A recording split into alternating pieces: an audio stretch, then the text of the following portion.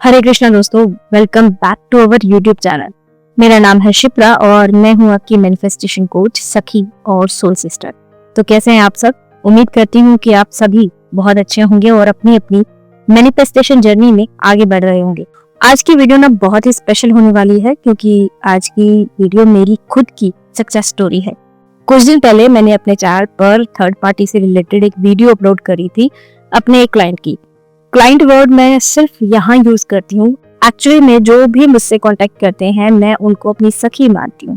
तो उस वीडियो के नीचे बहुत लोगों ने बोला कि ये सेम स्टोरी किसी और चैनल पर भी है, ये कैसे हो सकता है। किसी ने तो ये भी बोला कि तुम्हारे तो सब्सक्राइबर ही नहीं है तो क्लाइंट कैसे आ गए।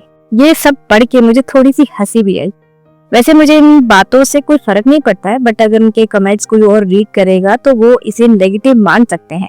तो मुझे लगा कि मुझे खुद की स्टोरी शेयर करनी चाहिए ताकि यकीन हो कि मैनिफेस्टेशन सेम हो सकती है, सर्कमस्टेंसेस भी सेम हो सकते हैं। तो स्टार्ट करते हैं मेरी सक्सेस स्टोरी कि कैसे मेरी लाइफ में थर्ड पार्टी आई और कैसे मैंने रिमूव किया। ये बात 4 साल पहले की है। तब मैनिफेस्टेशन का मुझे थोड़ा बहुत तो आइडिया था, बट लॉ ऑफ अजम्पशन का नहीं पता था। मैं बहुत ही टॉक्सिक रिलेशनशिप से बाहर निकली थी। फिर उस रिलेशनशिप से बाहर निकले हुए मुझे अभी 1 साल हो गया था। उस वक्त तो मैंने किसी को डेट करने का सोचा, तो मैंने डेटिंग ऐप चलाना शुरू किया।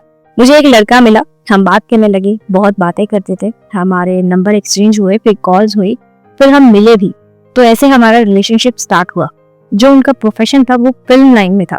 तो मुझे ना हमेशा लगता था कि वो मुझे छोड़ देंगे क्योंकि उनके आसपास बहुत लड़कियां हैं और सब सुंदर सुंदर मॉडल्स हैं। उस वक्त मुझे नहीं पता था कि मैं अनइंटेंशनली अफर्म कर रही हूँ, नेगेटिव अफर्म कर रही।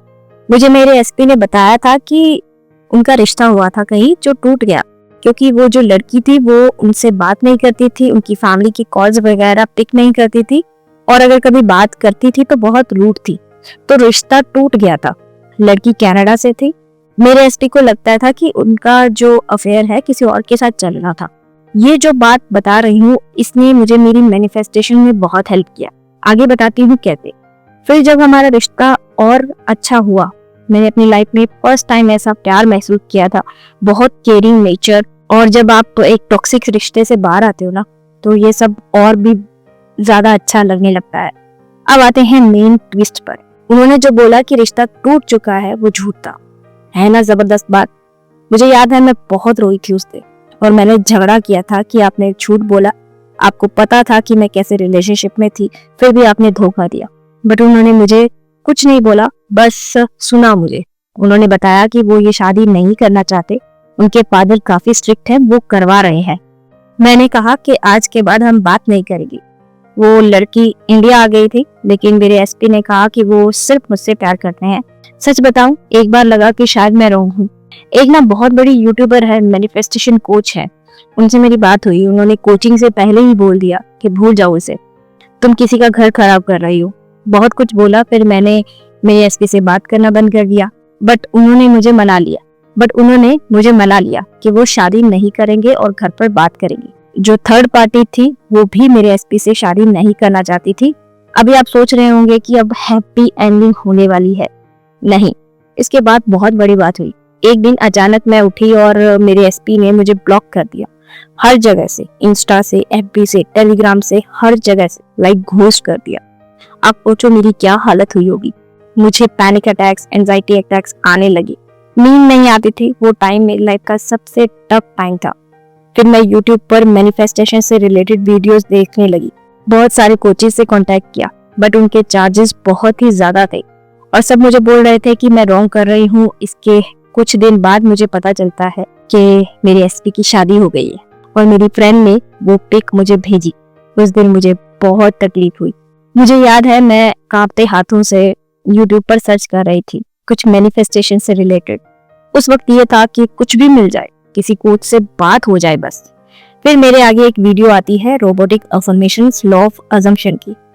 फिर मैं उस कोच से कांटेक्ट करती हूँ। उनके चार्जेस थे 15,000 के आसपास।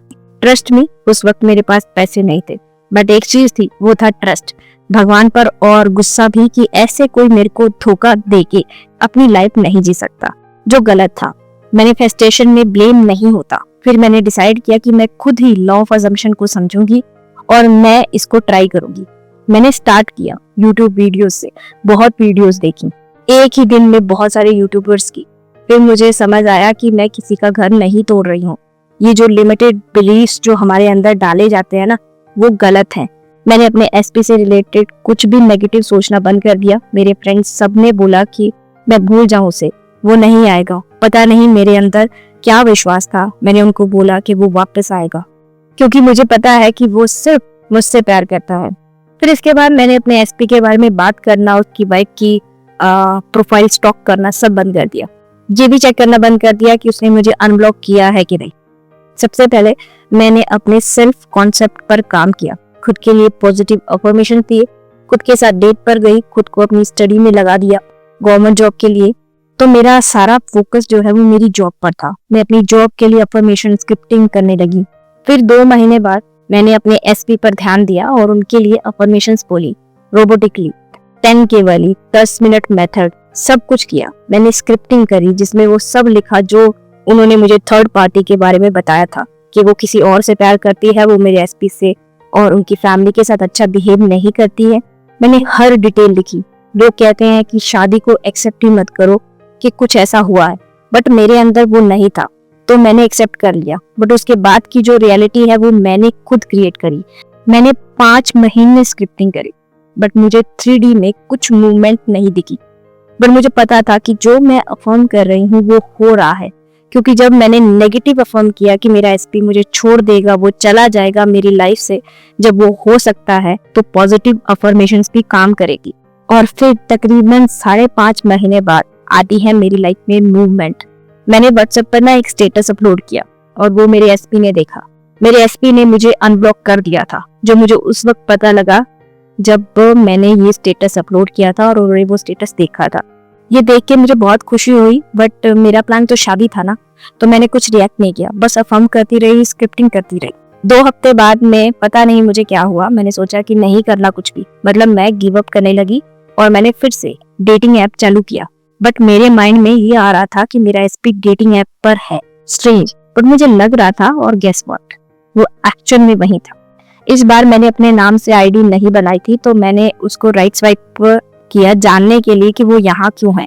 हमारी बात हुई और बातों ही बातों में मैंने उनसे पूछा कि यहाँ कोई मिला है ऐसा जिससे आपको प्यार हुआ, तो ही सेड के यस, बट अब हम बात नहीं करते। मैंने उसको हर्ट किया था और मैं उससे माफी नहीं मांग पा रहा, क्योंकि शायद वो अपनी लाइफ में मूव ऑन कर चुकी है। बट मुझे उसकी बहुत याद आती है और अब मैं यहाँ सिर्फ दोस्त ढूंढ रहा हूँ। और उसने खुद को सिंगल बताया। ये सुन के मुझे समझ नहीं आया कि मैं खुश हूँ या गुस्सा करूँ कि आप फिर किसी को धोखा दे रहे हो। फिर मैंने आईडी डिलीट कर दी और अफर्मेशंस और स्क्रिप्टिंग स्टार्ट कर दी, क्योंकि मुझे ये यूनिवर्स का एक साइन लगा कि सब कुछ सही हो रहा है। मुझे अपनी मैनिफेस्टेशन पर बिलीव करना है बस। फिर तकरीबन 2 महीने और निकल गए। मुझे इतना टाइम इसलिए लगा क्योंकि मेरे पास कोई मैनिफेस्टेशन कोच नहीं था। मैं जो भी सीख रही थी, जो भी कर रही थी, वो मैं यूट्यूब वीडियोस से ही कर रही थी। तो मुझे इतना टाइम लगा।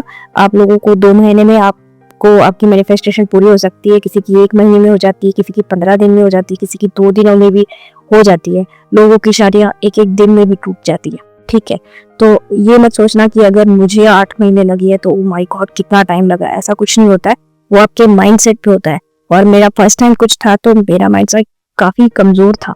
तो ये आपके माइंडसेट पर डिपेंड करता है कि आपको 1 दिन में मैनिफेस्टेशन करनी है या 2 दिन में मैनिफेस्टेशन करनी है। ठीक है, तो इससे ना वो मत हो जाना, नेगेटिव मत हो जाना कि ओ माय गॉड इतना टाइम लगेगा, ऐसा कुछ नहीं है। ठीक है, फिर तकरीबन 2 महीने के बाद ना मेरे एसपी का कॉल आया। मैंने पिक किया। मैंने कोई गुस्सा नहीं किया। उन्होंने मुझे कहा कि उन्हें मेरी बहुत याद आती है और मुझे याद है कि वो रो रहे थे और उन्होंने मुझसे काफी बार माफी मांगी। फिर मुझे उन्होंने बताया कि उनका डाइवोर्स हो गया। 7 महीने और 13 दिन शायद ऐसा कुछ था टाइम पीरियड, तो उनका डाइवोर्स हो गया। उन्होंने बताया कि उनकी जो एक्स वाइफ थी उनका नेचर बहुत अलग था। हम दोनों एक दूसरे के साथ नहीं रह पा रहे थे। सारा दिन घर में झगड़े होते रहते थे। वो किसी से भी अच्छे से बात नहीं करती थी। गाइस, जब मैं ये सुन रही थी तो मुझे एहसास हो रहा था कि मैंने स्क्रिप्टिंग में ये सब लिखा था।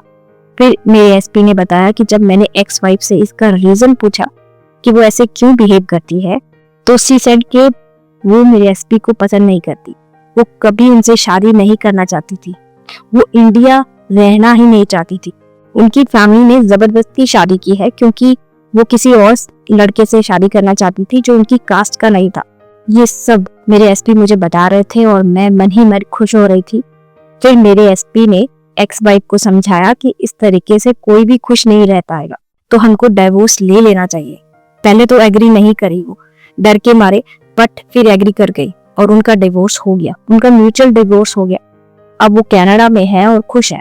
तो गाइस, अगर आपको किसी से प्यार है तो ये मत सोचो कि अगर मैंने ये किया तो किसी एक को रोना पड़ेगा, ऐसा नहीं होता है। यूनिवर्स सबको हैप्पी हैप्पी सेटल कर देता है। ये लिमिटेड बिलीव्स नहीं रखने चाहिए। एक बात हमेशा याद रखना कि अगर आपके मन में कोई विश आई है तो वो विश वे चाहती है कि आप उसे मैनिफेस्ट करें। जब मेरे एसपी ने मुझे सब बताया, आप सोचो हम 4 लोग खुश हुए। थर्ड पार्टी हैप्पीली अपने प्यार के साथ खुश है, मैं खुश हूँ, मेरी एसपी खुश है। फिर मेरे एसपी ने मुझे शादी के लिए प्रपोज किया। मैंने उनको बोला इतनी आसानी से नहीं, कुछ अमेजिंग तरीके से प्रपोज करना। एक और बात, मैंने स्क्रिप्टिंग में मेरे एसपी ने मुझे कैसे प्रपोज किया, हमारी शादी कैसे हुई, हमारी मैरिड लाइफ कैसी है, सब लिखा था। 15-15 पेजेस भर देती थी मैं, इतनी डिटेल में लिखा था मैंने सब, और सब कुछ वैसे ही हुआ। हमारी शादी जैसे मैंने लिखी थी, जैसा सोचा वैसे ही हुई। आज हम हैप्पीली मैरिड हैं, हमारी एक प्यारी सी बेटी है और मैरिड लाइफ बहुत अच्छी चल रही है। तो ये है मेरी खुद की स्टोरी जो आपको जरूर इंस्पायर करेगी। गाइस, बस अपनी मैनिफेस्टेशन पर बिलीव करो, अपनी अफर्मेशंस पर, स्क्रिप्टिंग पर बिलीव करो। 3D में कुछ दिखे ना दिखे, बस बिलीव करो। बैकग्राउंड में वही हो रहा है जो आप अफर्म कर रहे हो। बार बार 3D चेक मत करो। जब आपका माइंड आपकी अफर्मेशंस को एक्सेप्ट कर लेगा तो उसको 3D में आने से कोई नहीं रोक सकता। और हाँ, मैंने सॉन्ग वाली टेक्निक भी की थी। अगर आपने मेरी वो वाली वीडियो नहीं देखी तो प्लीज उसे देखना। मैं डे ड्रीमिंग करती थी, अपने एसपी के साथ रोमांटिक सॉन्ग पर डांस करती थी, रूम लॉक किया और डांस स्टार्ट किया, उस एनर्जी में चली जाती थी, शादी को विजुअलाइज करती थी। क्या पहना है मैंने, कौन सा कलर का लहंगा है, एसपी ने क्या पहना है, एवरी डिटेल लिखना अपनी स्क्रिप्टिंग में। उम्मीद करती हूँ कि आज की वीडियो आपके काम आए। और अगर आप ब्लॉक्ड हैं तो नेक्स्ट वीडियो में एक जबरदस्त ट्रिक बताने वाली हूँ जो मैंने यूज किया था। तो हमारे चैनल के साथ जुड़े रहिए। अगर आप 1-to-1 मुझसे बात करना चाहते हैं तो आप कमेंट सेक्शन में मुझे बता सकते हो। अगर आपको वीडियो पसंद आई हो तो इसे लाइक और शेयर जरूर करना और चैनल को सब्सक्राइब करना और बेल आइकन को जरूर प्रेस करना ताकि हमारी आने वाली वीडियो की नोटिफिकेशन आपको सबसे पहले मिले। Thanks for watching. धन्यवाद। राधे राधे।